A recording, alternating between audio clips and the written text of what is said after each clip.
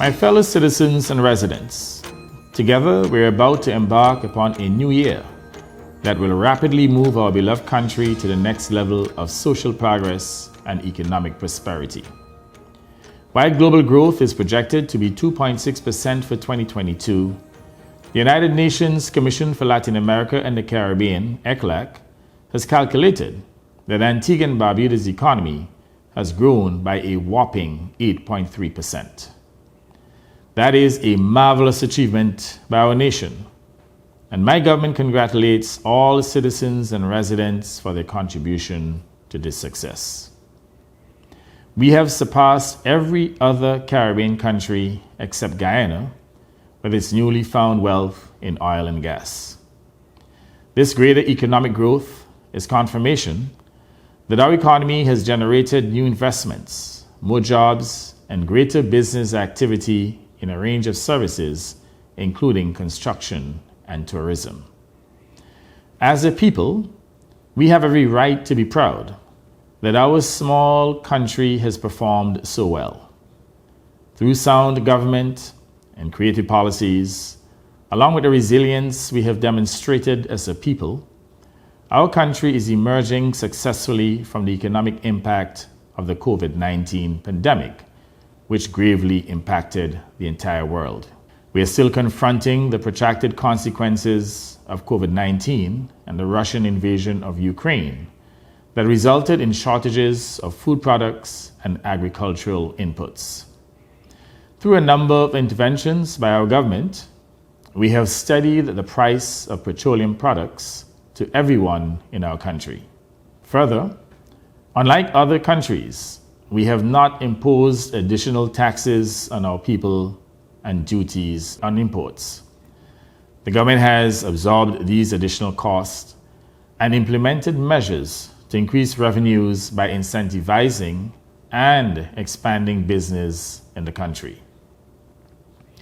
My distinguished countrymen and countrywomen, it is through economic growth and astute partnerships with the private sector, as well as our government's own intervention and participation in various investments, that we have passed on savings and earnings to families. However, the world has not yet stabilized. The IMF has just published a report in which it says the following, and I quote, "Global economic activity is experiencing a broad-based and sharper than expected slowdown, with inflation higher than seen in several decades. The cost of living crisis, tightening financial conditions in most regions, Russia's invasion of Ukraine, and the lingering COVID-19 pandemic all weigh heavily on the outlook. Global growth is forecast to slow from 6% in 2021 to 3.2% in 2022 and 2.7% in 2023. This is the weakest growth profile since 2001, except for the acute phase of the COVID-19 pandemic." End of quote. My friends, naturally, these circumstances impact our country. Yet, we have performed better than many others. While global growth was 6.0% in 2021, we enjoyed greater growth of 7.43%. In 2022, as growth in the world is projected to decline by 3.2%, we defied the odds and are forecasted by the international financial institutions to grow by 8.3%. Therefore, in these troubling global circumstances, our country requires tried, tested, and successful leadership and government. As a nation, we are at a pivotal moment. We have before us a fork in the road and a decision of which path to take. One path was risked before with disastrous consequences, including economic failure, represented by a 25% decline in the economy, and high unemployment, bank failure, which cost taxpayers over $300 million to resolve, fiscal failure that included burdensome debt with over 50% in arrears, the imposition of personal income tax, late payment of salaries and wages and Social Security pensions, and expanded poverty. That was the UPP government with Harold Lovell as the Minister of Finance.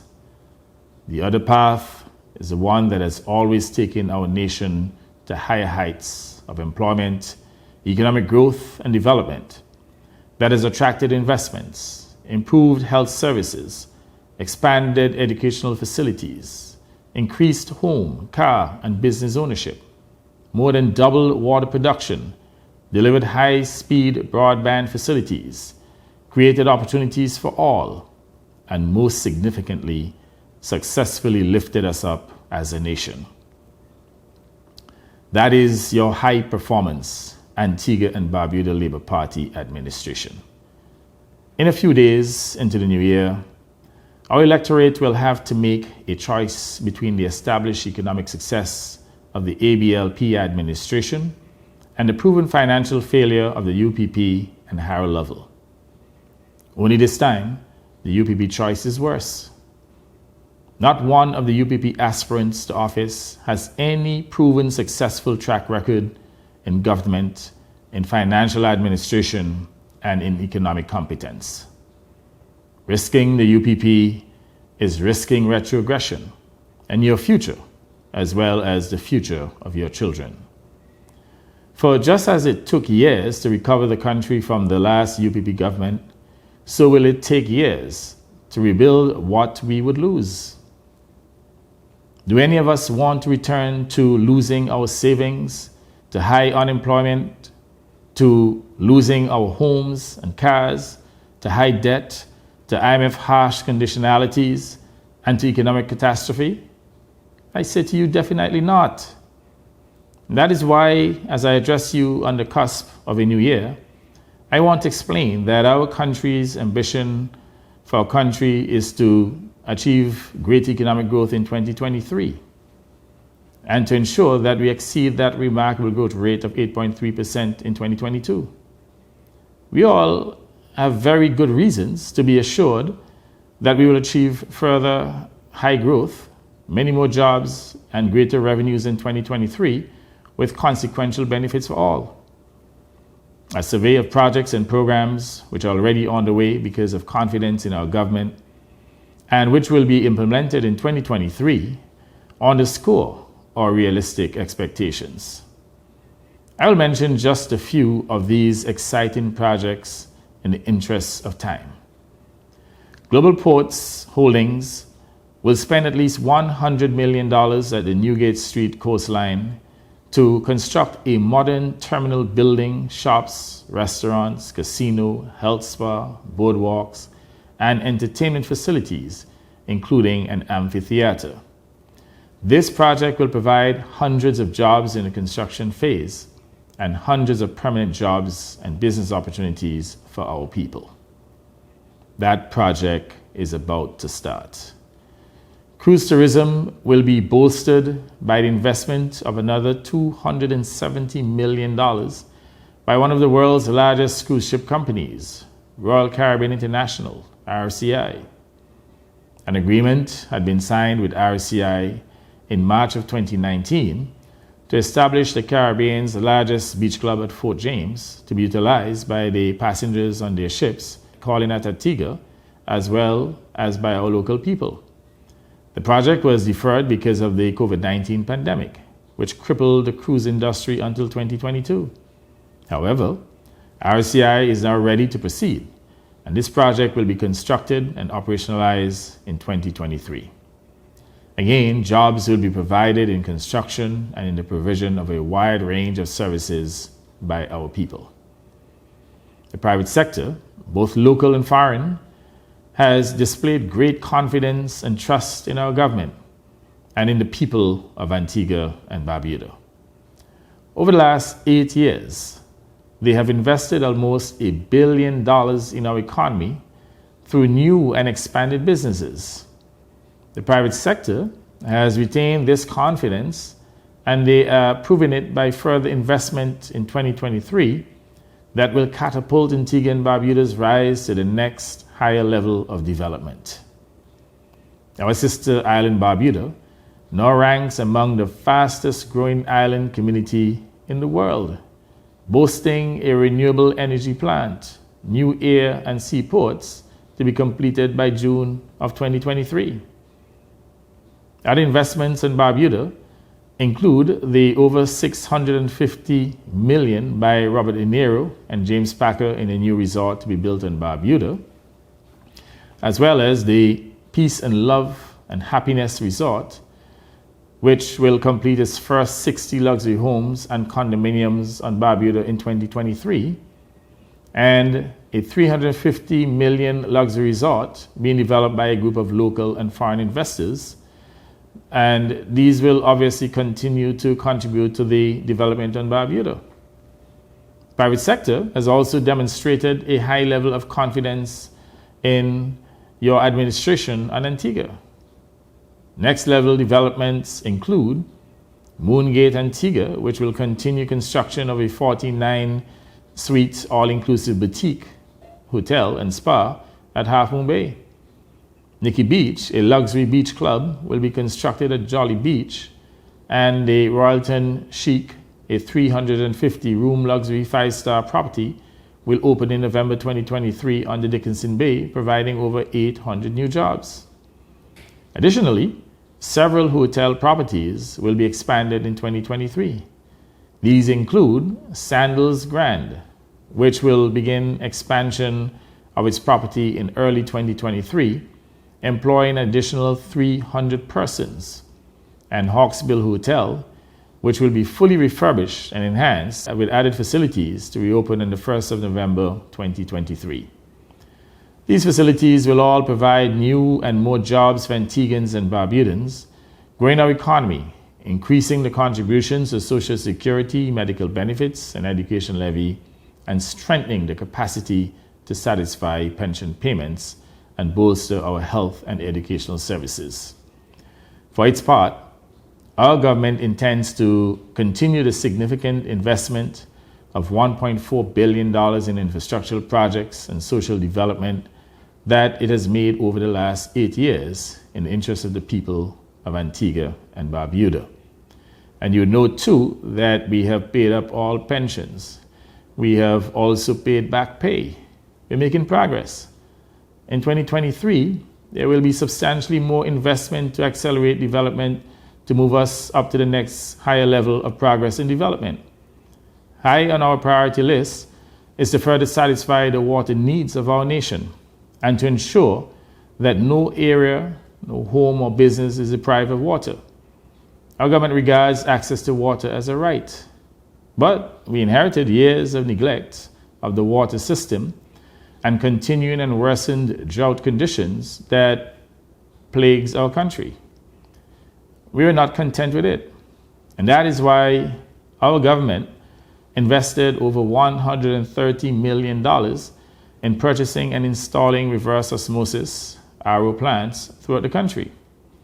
No other administration in the history of our nation has invested more in water infrastructure than our government during the last 8 years. I'm aware that despite the government's best efforts, there are still gaps in the delivery of water. The addition of another 3 million gallons a day water plant in Bethesda by the second quarter of next year would satisfy the full demand for water. I assure you that we have made the necessary investments and that we will not rest until this matter is satisfactorily resolved. Other priorities will result in the further modernization of our country. The overall objective is to attain and sustain GDP growth over the next 5 years of at least 6%, which is inclusive, generates jobs, and reduces vulnerability and poverty. To do this, we will continue to invest in education, health, and other sectors. The sum of $216 million has already been secured from the Kingdom of Saudi Arabia to continue the physical build-out and equipping of UE5 islands, as well as its capacity to educate our people and those in the region to a higher level. My dear countrymen and countrywomen, in health, we are now constructing a renal clinic which will make our hospital capable of advancing the quality and the quantity of dialysis treatment and kidney replacements. We will make a cardiac unit operational at Celeste Bird Medical Center in 2023 to treat heart conditions, and we will also perform hip and knee replacements. My dear people, we have made significant progress. In adapting for the impact of climate change, we will continue to invest in climate-resilient infrastructure. This will include utilities, roads, housing, and information communication technologies, all of which will generate new and more employment opportunities and increase revenues. Our government will also continue to promote digital innovation by further enhancing the provision of affordable high-speed internet. We see the provision of affordable high-speed internet as a public good. We've already built out fiber optic cables to every area of the country, and with the investment by APO in its own on-the-sea cable, we will deliver widespread use of affordable high-speed broadband in schools and for health, education, and business. Importantly, in 2023, we will accelerate the process of digitization of government ministries, departments, and statutory bodies. The objective is twofold. One, to maintain records in a digital form and to facilitate expanded e-government, allowing the public to complete forms and applications, to pay bills and secure receipts via the internet, covering more public services. This will avoid persons having to travel to government offices, enduring long waiting times. The second is to permit anyone in the public to go on the internet and monitor government's income and expenditure, including the government's purchasing and award of contracts. This is all about increasing the transparency in government. This latter initiative is an essential ingredient in making the government more accountable to the people by giving every person access to government's transactions and to ensure that they can follow progress. My friends, Antigua and Barbuda must modernize to remain competitive in the global economy and to give our people a share in the world market. The development of digital business, giving individuals and companies access to high-speed digital technologies, will modernize their business models and provide new revenue and value-producing opportunities. These new opportunities will incorporate traditional businesses, but it will also include persons in Antigua and Barbuda who want to market their creative work and services across the globe. This is important and will generate thousands of jobs for our people. My administration has outperformed the UPP administration in all sectors and in every aspect of our development. Currently, we are in the midst of a housing revolution that will continue in 2023 and beyond.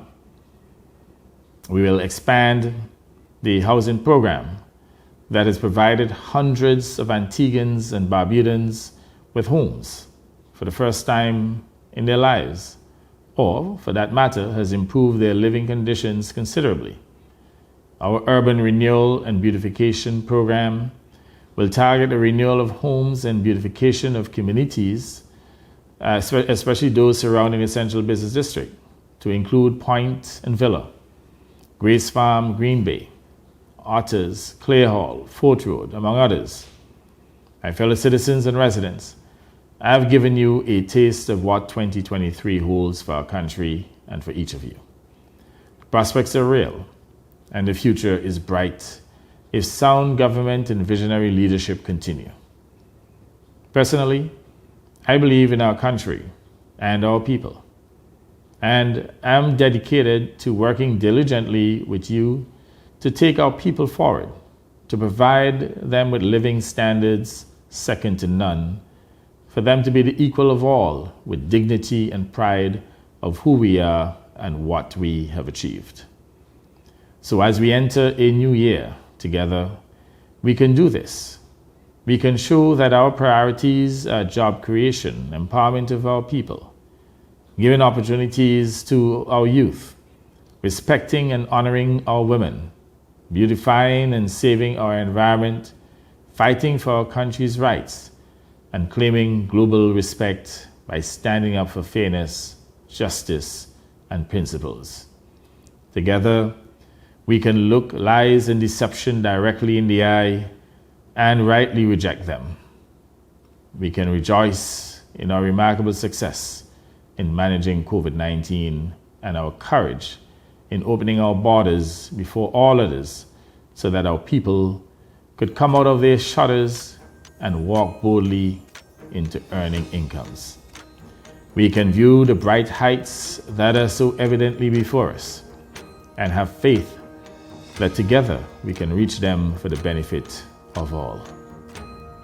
I remind you that at the end of the day, despite our differences, we are one nation, one people with a common destiny.